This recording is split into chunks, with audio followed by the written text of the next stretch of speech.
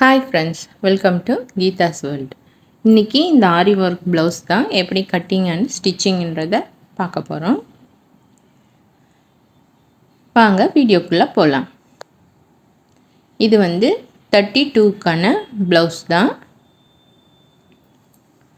இது கூட நம்ம ஈஸ் அலவன்ஸ்க்காக 2 இன்ச்சு சேர்த்துக்கலாம். இன்னும் 34 இன்ச்சு.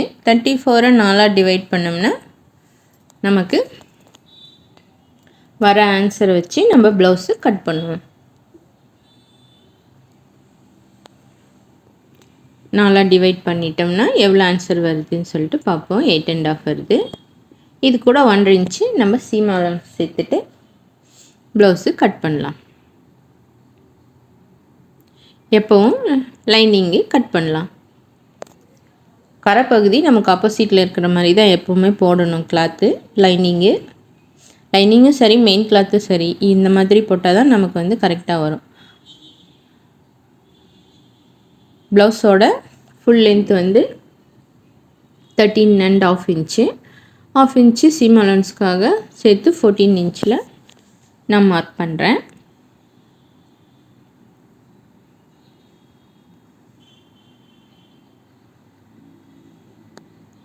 இப்போ ஷோல்டர்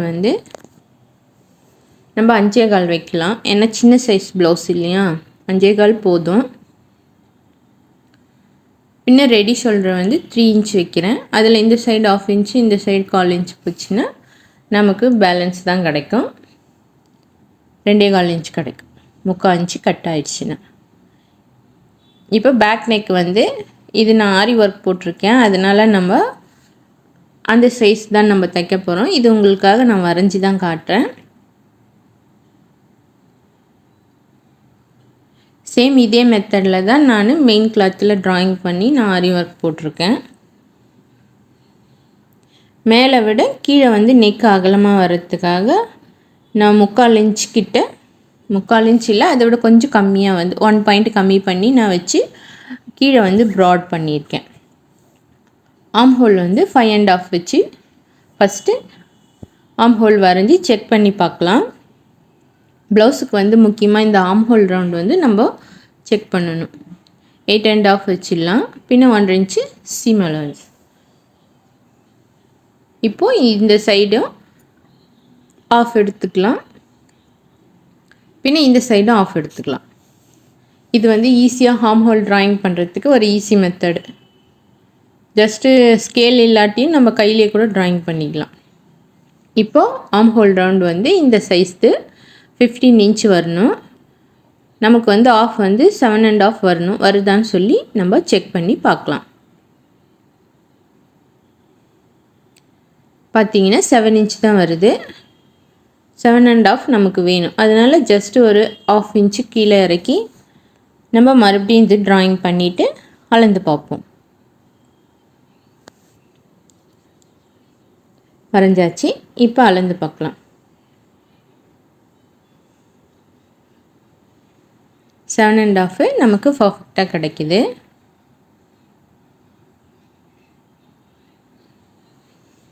இப்போது வேஸ்ட் லைன் பார்க்கலாம். Waste line 26. அதை 4 டிவைட் பண்ணிக்கலாம்.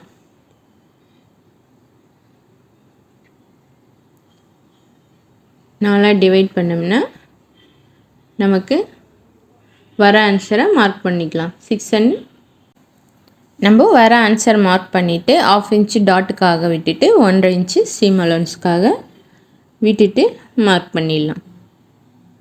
அவ்வளோதான், பேக் பார்ட்டு முடிஞ்சது. இதை கட் பண்ணிக்கலாம். ஆனால் நெக்கு இதில் கட் பண்ணக்கூடாது. நம்ம ஒர்க் பண்ணியிருக்கோம் இல்லையா, அதனால் இதில் கட் பண்ணக்கூடாது. ஜஸ்ட்டு உங்களுக்கு தெரியறதுக்காக தான் வரைஞ்சி காட்டினேன். இப்போ இதை கட் பண்ணியாச்சு. இந்த ரவுண்ட் கட் பண்ணும் போதெல்லாம் கொஞ்சம் பொறுமையாக கட் பண்ணுங்கள், பிசுறு இல்லாமல்.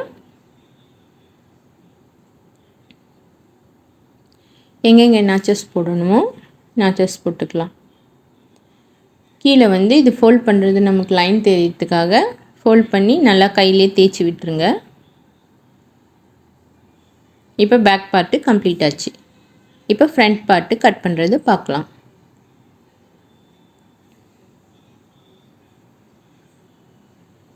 கிளாத்து நல்லா சுருக்கம் இல்லாமல் போட்டுக்கலாம். போட்டுட்டு பேக் பார்ட் எடுத்து ப்ளேஸ் பண்ணிப்போம்.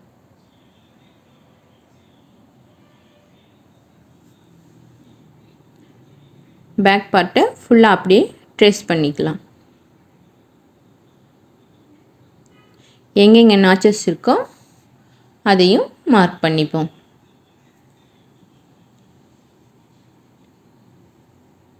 ஆர்ம் ஹோல் ரவுண்டு வரைஞ்சிட்டு நம்ம பேக் பார்ட்டை எடுத்துக்கலாம்.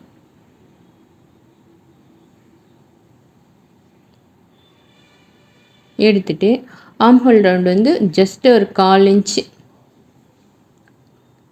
இன்ச்சு எடுத்தோம்னா போதும். இப்போ நெக்கு வந்து 6.5 வச்சுருக்கேன். இதுலேயும் நெக் கட் பண்ணக்கூடாது, ஏன்னா ஆரி ஒர்க் போட்டிருக்கோம் இல்லையா, அதனால் நான் அதுலேயும் 6.5 தான் வச்சேன். நமக்கு ரெடி வந்து 6 கிடைக்கும். அடுத்து கிராஸ் பாயிண்ட்டு, இது ஹைட்டு வந்து 13.5. மேக்ஸிமம் மெம்பர்ஸ்க்கு இந்த 13.5ன்றது பர்ஃபெக்டாகவே இருக்கும். கொஞ்சம் ஏஜ் ஆனவங்களுக்கு இது 13.5ன்றது நம்ம 14 வச்சுக்கலாம்.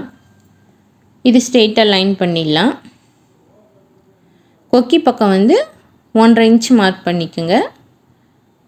ஜாயிண்ட் பக்கம் வந்து 2 இன்ச் மார்க் பண்ணிக்கோங்க. சிம்பிளாக இது பண்ணிடலாம். இப்போ நெக்லைன்லேருந்து 1 இன்ச் மார்க் பண்ணிவிட்டு எவ்வளோ வருதுன்னு பாருங்கள். அந்த அளவு வந்து கீழே லைனில் வச்சுட்டா இதுதான் நமக்கு சென்டர் பாயிண்ட்டு ப்ளவுஸோடது. பின்ன இந்த மார்க்கும் அந்த மார்க்கும் ஜாயின் பண்ணிட்டோம்னா நமக்கு இது பர்ஃபெக்டாக கிடைக்கும். இப்போ கட் பண்ணிடலாம். அளவு ப்ளவுஸ் இருந்துச்சுன்னா நீங்கள் கிராஸ் பாயிண்ட் வந்து அதில் எவ்வளோ இருக்கோ சொல்லி நீங்கள் எடுத்துக்கலாம். இது வந்து நான் பாடியிலேருந்து எடுத்த அளவு தான், அதனால் அளவு ப்ளவுஸு இல்லை. இப்போ ஃப்ரண்ட் பார்ட்டும் நம்ம கட் பண்ணியாச்சு. இப்போ கை கட் பண்ணுறத பார்ப்போம். இருக்கிற கிளாத்தை வந்து கை வெட்டுறதுக்காக 4 ஃபோல்டாக மடிச்சுக்கலாம். 4 ஃபோல்டாக மடிச்சுட்டு நம்ம ஆரி ஒர்க் போடுறதுக்காக நான் பேப்பரில் கட் பண்ணி வச்சுருந்தேன் கை. அது வந்து கரெக்டாக வருதான்னு சொல்லி செக் பண்ணிக்கலாம். எனக்கு ஓரளவு ஓகேவாக வருது. கிளாத் அவ்வளோதான் பேலன்ஸ் இருந்தது. நம்ம ரா எட்ஜஸ்க்கு ஒரு லைன் போட்டுட்டு ஜஸ்ட் ஒரு 1/4 இன்ச்சுக்கு இன்னொரு லைன் போட்டேன் மடித்து திருப்புறதுக்காக. இப்போ கையை வச்சு அப்படியே மார்க் பண்ணிக்கலாம். இது வந்து ரெடி அளவு தான் நான் மார்க் பண்ணியிருக்கேன் ஆரி ஒர்க் பண்ணுறதால. எக்ஸ்ட்ரா நம்ம ஸ்டிச்சிங் அலவன்ஸ்க்காக பேலன்ஸ் விட்டுட்டு 1.5 இன்ச் விட்டோம் இல்லையா ப்ளவுஸு, அது விட்டு மார்க் பண்ணிக்கலாம். அவ்வளோதான். இப்போது கை கட் பண்ணிடலாம்.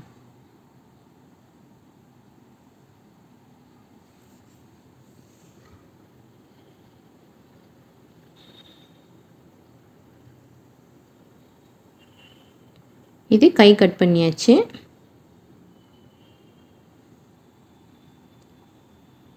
இப்போ lining part centre point mark பண்ணிக்கலாம். நம்ம டெப்த்து கையோட ஆர்ம் ஹோல் டெப்த் எடுக்கிறதுக்கு ஜஸ்ட் 1/2 இன்ச் மார்க் பண்ணி கீழே மேலேயும் 1 இன்ச் கேப் விட்டுட்டு நம்ம வரைஞ்சிக்கலாம். இந்த மாதிரி தான் டெப்த் எடுக்கணும். இப்போ நாச்சஸ் வந்து எங்கே போடணுமோ போட்டுடலாம். லைனிங்கில் எனக்கு ஒரு பார்ட்டில் வந்து துணி கொஞ்சம் கம்மியாக இருக்குது, அது ஜாயின் போடணும். ஜாயின் போட்டுட்டு அதுக்கப்புறம் நம்ம ஆர்ம் ஹோல் டெப்த் வந்து அப்புறமா கட் பண்ணிக்கலாம். இப்போ கிராஸ் பீஸ் கட் பண்ணிக்கலாம்.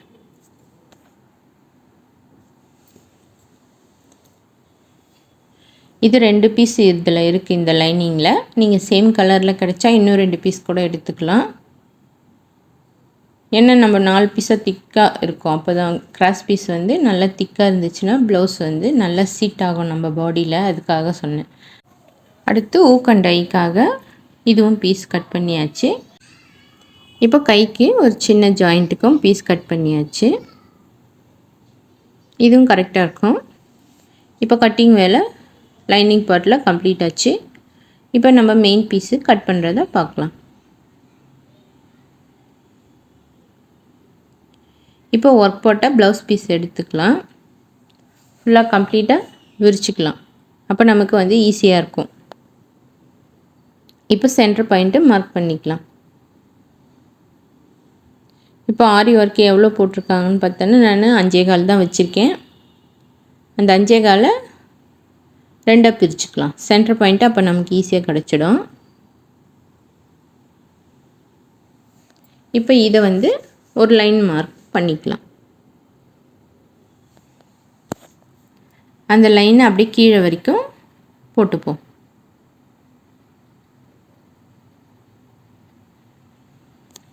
இப்போ லைனிங் பீஸ் எடுத்து இந்த லைனை வந்து நம்ம வச்சு பர்ஃபெக்டாக ஈஸியாக நம்ம எடுத்துக்கலாம்.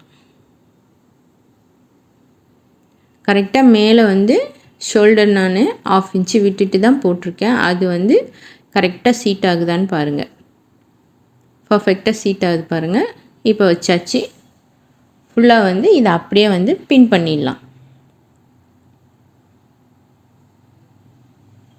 ஃபஸ்ட்டு சென்டர் பாயிண்டில் எத்தனை பின் போட முடியுமோ நீங்கள் அத்தனை போட்டுக்கோங்க. நான் நெக்கு கீழே, நெக்கு மேலே, பின்ன பாட்டம் ரவுண்டு. ஃபஸ்ட்டு இது 3 பின் போட்டுட்டு அதுக்கப்புறம் சுருக்கம் இல்லாமல் சுருக்கம்லாம் எடுத்து விட்டு உங்களுக்கு எத்தனை பின் வேணுமோ சேஃப்டி நீங்கள் போட்டுக்கோங்க. போட்டுட்டு 1/2 இன்ச்சு விட்டு நம்ம மெயின் பீஸை கட் பண்ணிடலாம். கண்டிப்பாக 1/2 இன்ச்சு விட்டுட்டு கட் பண்ணுங்கள்.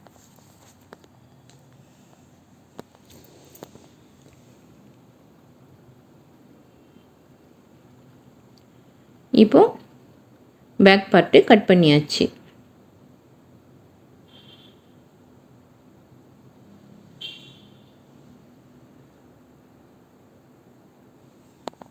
இப்போ இதே போல் நம்ம ஃப்ரண்ட் பார்ட்டு கட் பண்ணுறதை பார்க்கலாம்.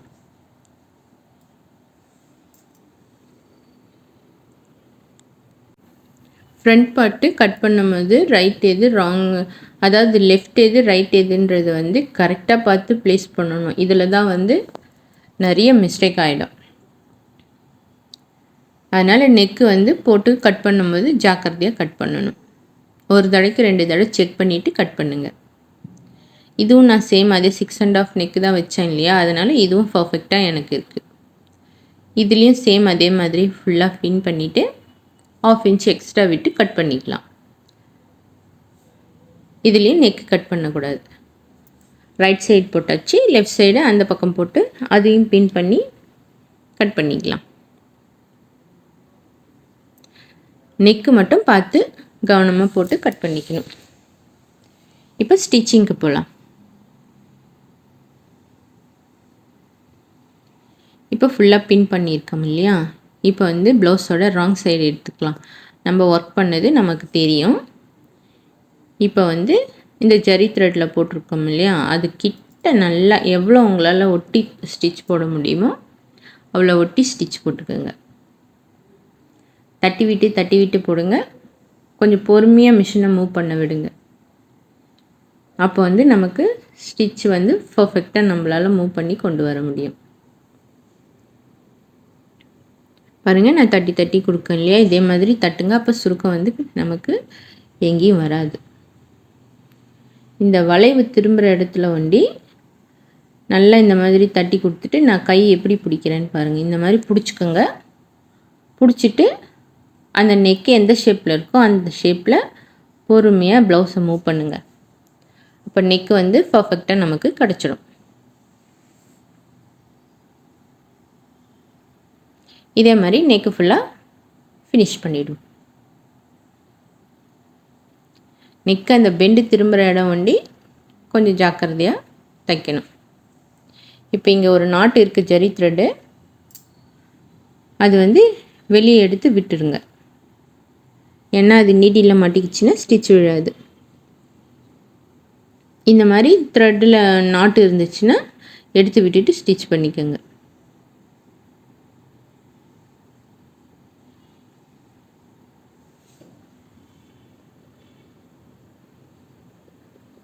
கொஞ்சம் பொறுமையாகவே தைச்சிட்டிங்கன்னா ஈஸியாக வந்துடும்.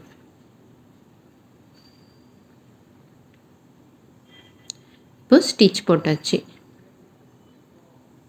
இப்போ பின்னெல்லாம் ரிமூவ் பண்ணிடலாம். எல்லா பின்னும் ரிமூவ் பண்ணிவிடுங்க. நம்ம கட் பண்ணுறதுக்காக போட்ட பின்ஸ் எல்லாம், அதனால் ஃபுல்லாக ரிமூவ் பண்ணிவிட்டு நம்ம ஸ்டிச் போட்டதை ஒரு 1/2 இன்ச்சு கூட தேவையில்லை, கொஞ்சம் 1/4 இன்ச்சு விட்டு கூட கட் பண்ணிக்கலாம். நெக்கு கட் பண்ணி எடுத்துருவோம். நான் வந்து மேக்ஸிமம் ஒரு 1/2 இன்ச்சு விட்டு தான் கட் பண்ணுவேன். இப்போ வந்து கிராஸில் நாச்சஸ் போடலாம். ஸ்ட்ரெயிட்டாக வந்து இந்த நாச்சஸ் நெக்கு திருப்புறதுக்கு எப்போயுமே வந்து கட்டிங் வந்து கிராஸில் போடுங்க. கிராஸில் போட்டிங்கன்னா தான் பர்ஃபெக்டாக கிடைக்கும். ஸ்ட்ரெயிட்டாக போடுறத விட இந்த கிராஸில் போட்டிங்கன்னா நெக்கு வந்து ஈஸியாக திரும்பி கொடுக்கும். சரிங்களா? இப்போ வந்து லைனிங் சைடு ரா எட்ஜஸ் எல்லாம் தள்ளி விட்டுட்டு ஒரு ஸ்டிச் போட்டுக்கலாம். நமக்கு என்ன ஒர்க்குக்கு வெளியே லைனிங் தெரிஞ்சிடக்கூடாது, இது ரொம்ப முக்கியம். நம்ம இவ்வளோ ஒர்க் பண்ணி அது லைனிங் வெளியில் தெரிஞ்சிச்சின்னா ப்ளவுஸோட லுக்கே போயிடும். அதனால் இந்த ஸ்டிச் வந்து அவசியம் போடணும். இதுவும் உங்களால் எவ்வளோ அந்த ஜரிக்கிட்ட போட முடியுமோ போட்டுக்கலாம். இதுவும் அதே மாதிரி பொறுமையாக மிஷினை ரன் பண்ணுங்கள். செக் பண்ணிகிட்டே வாங்க. ஏன்னா நம்ம கட் பண்ணி விட்டுருக்கோம் இல்லையா நெக்கு, அது வந்து ஒரு சில டைம் வந்து மெயின் பீஸ் பக்கம் போயிடும். அதனால் அது வந்து செக் பண்ணிகிட்டே போட்டுட்டு வாங்க. ஸ்டிச் போட்டுட்டோம்னா இப்போ பக்காவாக நெக்கு திரும்பிடும்.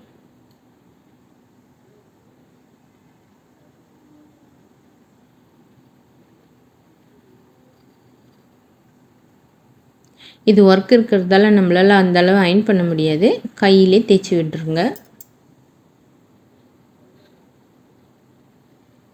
அது நம்ம 2 ஸ்டிச் போட்டிருக்கிறது பக்காவாக உட்காந்துரும்.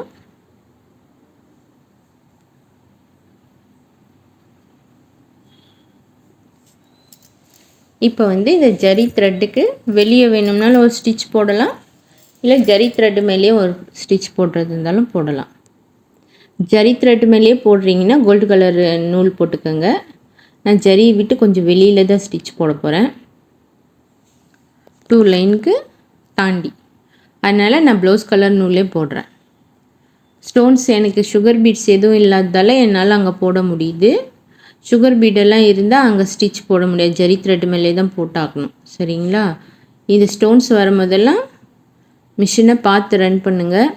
நான் கையில் தான் மூவ் பண்ணினேன். மிஷினை வந்து மூவ் பண்ணது வந்து கையிலே தான். அந்த ஸ்டோன் இருக்குது இல்லையா, ப்ரெஷர் போட்டு தூக்கி விட்டுட்டு கையில் ஒரு 2-3 ஸ்டிச் அந்த ஸ்டோனை தாண்டுற வரைக்கும் கையிலே மிஷினை ரன் பண்ணி விடுங்க பொறுமையாக. இல்லாட்டி நீடில் உடஞ்சிடும்.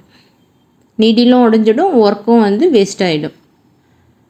இந்த ஸ்டிச்சு உங்களால் போட முடியும்னு நினச்சிங்கன்னா போடுங்க. இல்லாட்டி வந்து கையிலே கூட ஹெம்மிங் ஸ்டிச் மாதிரி நீங்கள் போட்டுக்கிட்டிங்கன்னா ப்ளவுஸ் வந்து இன்னும் கொஞ்சம் நீட்டாக இருக்கும். அதுக்காக தான் இந்த ஸ்டிச் போடுறது.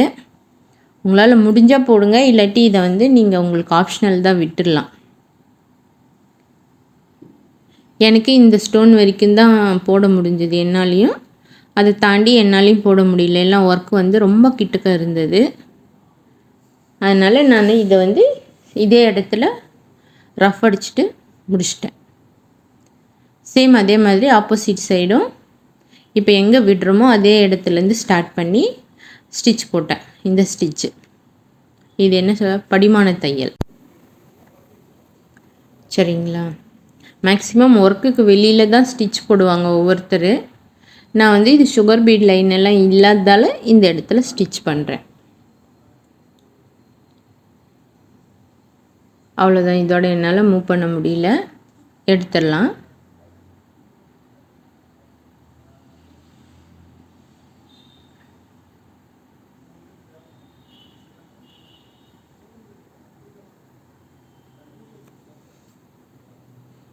எந்த இடத்துல விட்டோமோ அந்த இடத்துல இருந்து ஆப்போசிட் சைட்லேயும் நான் ஸ்டிச் போட்டுடுறேன்.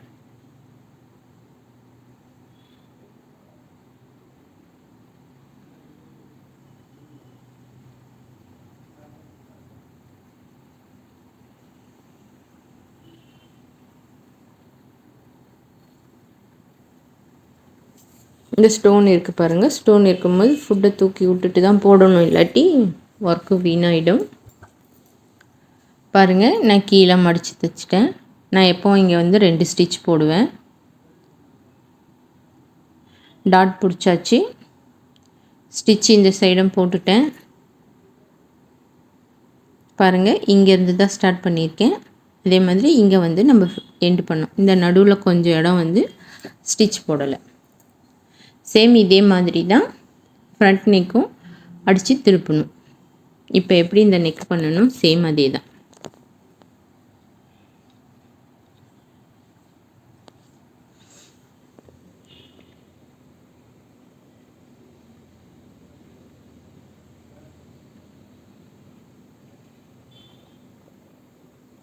இப்போது ஃப்ரண்ட் பார்ட்டு இதையும் அடிச்சுட்டு நான் இது வந்து ஆரி ஒர்க் நெக்கு எப்படி ஃபினிஷ் பண்ணுறதுன்றது தான் காட்டியிருக்கேன். ஃபுல் ப்ளவுஸ் நான் இதில் ஸ்டிச் பண்ணலை. ஸ்டிச் பண்ணதை நான் காட்டலை. உங்களுக்கு வேணும்னு சொன்னால் நான் ஃபுல் ப்ளவுஸு ஸ்டிச் பண்ணுறது வீடியோ இன்னொன்று அப்லோட் பண்ணுறேன். இப்போது நான் ஃபினிஷிங் ப்ராடக்ட்டு காட்டுறேன். இதே மாதிரி நெக் அடித்து திருப்பிட்டு ஃபுல் ப்ளவுஸை நான் ஃபினிஷ் பண்ணி கொண்டு வரேன். பாருங்கள், ஃப்ரண்ட் நெக்கும் சேம் அதே மாதிரி தான் அடிச்சிருக்கேன். கையும் அதே மாதிரி தான். கை அதே மாதிரி அடித்து திருப்பினது தான். ஃபினிஷிங் ப்ராடக்ட்டு இது தான்ப்பா. இந்த மெத்தடு உங்களுக்கு ஈஸியாக இருக்கும்னு நினச்சிங்கன்னா இந்த மாதிரி ட்ரை பண்ணி பாருங்கள். நான் வந்து ஒரு சின்ன பவு ரெடி பண்ணியிருக்கேன், ஹேங்கிங்கு. அதில் வந்து சுகர் பீட் வச்சு கொஞ்சம் டெக்கரேட் பண்ணியிருக்கேன். மேலே வந்து ஒரு மொத்தி சேர்த்துருக்கேன்.